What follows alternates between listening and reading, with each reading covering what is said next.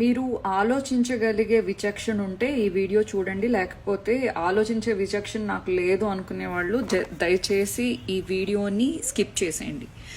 ఎందుకంటే ఒక పొలిటికల్ గాను, లేకపోతే వ్యాపారం, లేకపోతే ఒక సినిమా యాక్టర్ గాను, ఒక జీవితంలో ఒక ఒక ఫ్యామిలీ బ్యాక్గ్రౌండ్తో ఒక పెద్ద హీరోగా ఎదగడము, లేకపోతే కులం వాళ్ళ సపోర్ట్తో ఒక పొలిటికల్గా ఎదగటము మైట్ బి ఈ ఆంధ్రాలో కావచ్చు, లేకపోతే ఈ దేశ రాజకీయాల్లో ఈజీ అయి ఉండొచ్చు. బట్ ప్రతి ఒక్కడికి, ఏ మతముడైనా ఏ కులముడు అయినా కూడా ప్రతి వాడికి ఒక మనస్తత్వం అనేది ఉంటుంది. ఒక జడ్జిమెంట్ అయితే చేస్తాడు ప్రతి వాడి గురించి. సో నేను చెప్పగలిగేది ఒకటే, రీసెంట్గా ఒక అతను హీరో కార్తీ గురించి పిచ్చి పిచ్చి వాగుడంతా వాగుతున్నాడు. వాడికి నేను ఒకటే చెప్తున్నాను, హీరో కార్తీ మైట్ బి అతనికి ఫ్యామిలీ బ్యాక్గ్రౌండ్ ఉండుండొచ్చు సినిమా పరంగా, కానీ అతను ఒక చాలా మంచి యాక్టర్. అతని సినిమాలు ఎవరి గురించి తీస్తాడో తెలుసా?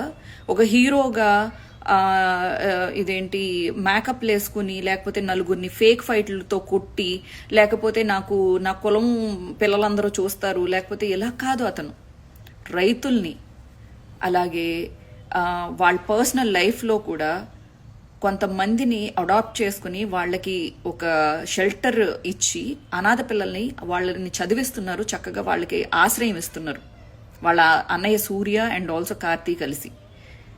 అలాగే ఎంతోమంది అన్నదాతలకు అవ్వచ్చు, ఎంతోమంది వికలాంగులకు అవ్వచ్చు, ఎంతోమంది చదువుకోలేని వాళ్ళకు అవ్వచ్చు. కార్తీ వాళ్ళ నాన్నగారు, అలాగే సూర్య, కార్తీ వీళ్ళందరూ కలిసి ఎన్నో సేవా కార్యక్రమాలు చేస్తారు. అలాగే కార్తీ గురించి ఇంకొక మంచి విషయం చెప్పాలి అంటే, హీరో కార్తీ గురించి తమిళనాడులో జల్లికట్టు జరిగినప్పుడు ఒక పెద్ద భూమికి పోషించాడు. అది అతని గొప్పతనం. మీరు ఏం ఉద్యమాలు చేశారు, ఎంతమందికి సాయం చేశారు అనేది మీకు తెలుసు. అంటే ₹1 సాయం చేస్తే ₹1,00,00,000 పబ్లిసిటీ చేసుకునే మనస్తత్వం అయితే కార్తీక్ అయితే లేదు.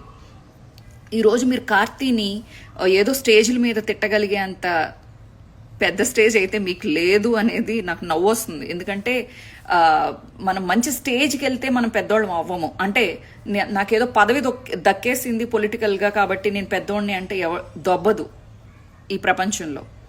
మానసికంగా పరిపక్వత ఉండాలి అండ్ ఆల్సో ఒక మనిషిగా ఎదగాలి. అతను రాజకీయంగా ఏమీ ఎక్స్పెక్ట్ చేయకుండా, అండ్ అసలు సినిమాల్లో పెద్ద పబ్లిసిటీ కూడా పెద్దగా చేసుకోడు. అతను ఎన్ని మంచి మంచి క్యారెక్టర్స్ చేశాడు. అలాగే ప్రకాష్ రాజ్ గారు కూడా, అతను అసలు అతని యాక్టింగ్ని అదేంటి ఢీ కొట్టగలిగే అంత కెపాసిటీ నీకుందా? లేదు కదా. ఎందుకు నీకు ప్రతి వాళ్ళనితోను తిట్టించుకుంటావు? దారికి పోయే ప్రతి వాళ్లతోని కెలికించుకుని ఎందుకు తిట్టించుకుంటారు? అలాగే అల్లు అర్జున్, ఆ పిల్లోడు మీ ఫ్యామిలీ వాడు. ఆ పిల్లోడిని కూడా పైకి రానివ్వకోకుండా నువ్వు విపరీతమైన పిచ్చి కమెంట్స్ చేస్తున్నావు అంటే నీకు మెంటల్లీ ఏదో ప్రాబ్లం ఉంది, అది చెక్ చేయించుకో.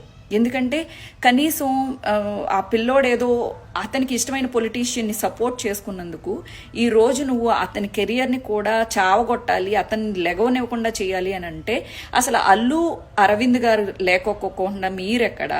అలాగే అల్లు సీతారామయ్య గారు, అల్లు రామలింగయ్య గారు లేకుండా మీరెక్కడ? అసలు మీ ఫ్యామిలీ ఎక్కడ? మీరెక్కడ? మీరు ఫ్యామిలీ నిలదొక్కుకోక ముందు అల్లు ఫ్యామిలీ వాళ్ళు లేకపోతే మీరు అనేవాళ్ళు అడ్రస్ లేకుండా ఉండేవాళ్ళు ఈ సినిమా ఇండస్ట్రీలో. అది గుర్తుపెట్టుకొని నేను చెప్పగలిగేది ఒకటే, ఇది మిమ్మల్ని పోట్లాడటమో లేకపోతే వ్యతిరేకించడమో కాదు. కృతజ్ఞత అనేది లేకపోతే మనం జీవితంలో చాలా కష్టపడాల్సి వస్తుంది. మనం ఎక్కడి నుంచి వచ్చాం, ఎవరు మనకి జీవితాన్ని ఇచ్చారు, ఎవరి మూలంగా మనం ఈ స్టేజ్లో ఉన్నాం, ఎందుకు ప్రతి ఒక్కళ్ళతోనూ గిల్లి కజ్జాలు పెట్టుకుంటున్నాం, మనకన్నా చిన్న వాళ్ళని మనం ఎందుకు వాళ్ళ జీవితాలతో ఆడుకోవాలని ట్రై చేస్తున్నాము. అలాగే ప్రతి వాళ్ళకి ఇష్టాలు ఉంటాయి కదా, మనం గౌరవించాలి అనేది ఒక సభ్యతా సంస్కారం నేర్చుకోండి అని చెప్పేసి ఒక సలహా ఇస్తున్నా అంతే. నేర్చుకుంటే నేర్చుకోండి, లేకపోతే మీ కర్మ.